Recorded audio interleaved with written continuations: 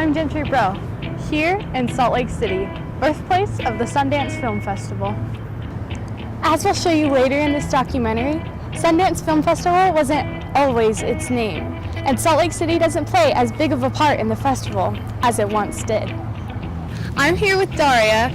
She's a hostess at Squatters, and she was actually here during Sundance. What are your thoughts on the festival? I think it's great. I think it's a great way to bring tourism in. How does it bring business to Squatters?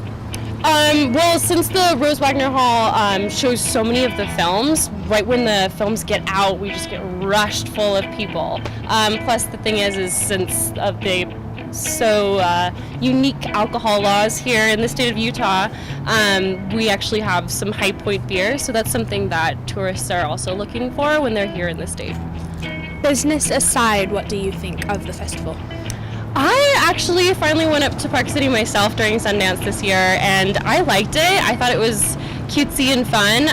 I think sometimes it can get a little bit out of hand, but I think if we keep it small, it still can stay cute.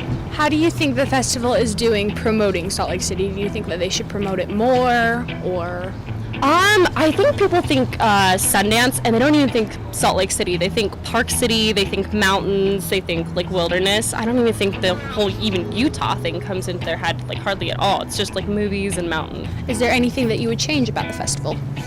I don't know. I think it would be nice if we brought it out of Park City a little bit more into downtown. It's kind of starting to look that way, but it'd be nice if we can get the locals involved as well and have it be less of a touristy thing and more of something that we can get involved in. Later, we will go to Park City, home of Sundance. There, we will talk to people about their perceptions of the festival. I'm here with Brad. He's one of the technical directors here, and we're just going to ask him a couple questions about Sundance. So, what impact does the festival have here? Well, it certainly fills up a lot of hotel rooms, and the taxi drivers do great business. We get a lot of celebrities into town, and there's a lot of fun that comes with that. Do you find the festival helpful? Actually, helpful is one of the things I would not say about it. Why is that? It doesn't make life any easier. It probably helps the film industry a lot, but it doesn't make my life any easier. Yes, it definitely helps Utah filming. It brings a lot of eyes to the Utah film industry, which actually has a fabulous reputation for, since the beginning of filmmaking. All of the great, John Ford films. There is not a time when there aren't like 4 or 5 independent films going on in the state. It's really been great. The business aside, what are your thoughts on the festival? I personally, my bachelor's degree is in film, and so I have a lot of interest in it, and I really enjoy it when the festival's in town. Do you think that the festival should do more promoting for Salt Lake City? I think they do a heck of a lot. I don't know how they could do it without making it look weird. But, I think they help Salt Lake City a whole lot. They help the state a whole lot just by bringing the eyes of the world here. And on top of that, because of it, we do get a lot more happening in the film industry. We are here today to talk to you about the far-reaching financial implications the festival has on tourism and local businesses.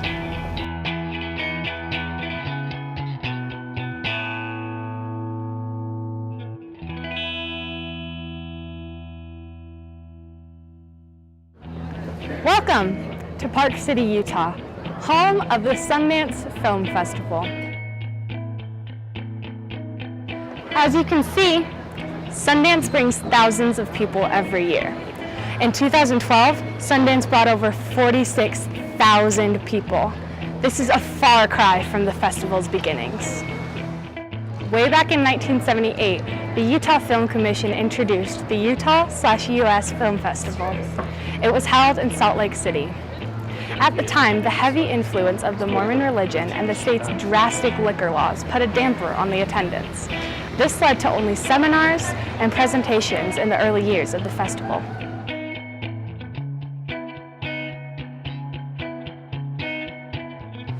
wasn't until 1981, when Robert Redford founded the Sundance Institute, that the festival came into its own.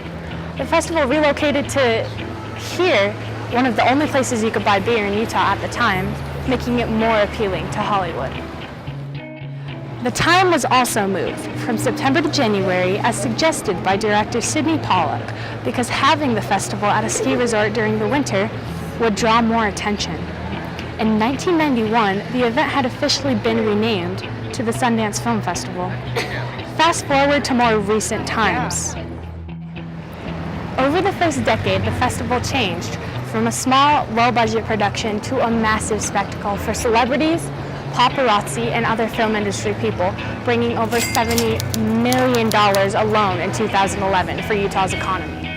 Well, I'm a nursing student at ASU right now. I'm from Scottsdale, Arizona. I just came out here for fun. I love films. It's not really my hobby, but I just love coming out here and seeing what's going on. And, yeah. Would you say that it would make the Sundance Festival would make more money out of state if it moved?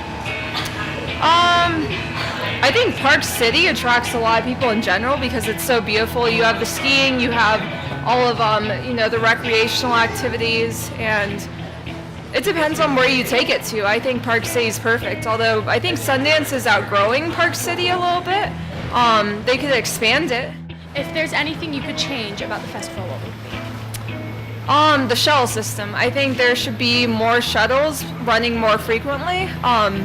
It's very chaotic. My name is Meg. I'm from Salt Lake City, Utah, and I am 24 years old. I work at Lululemon Athletica, and I love Sundance. I have been coming since I was in high school, and I love it. It's so fun. Do you think it would make more money in another state if it wasn't here?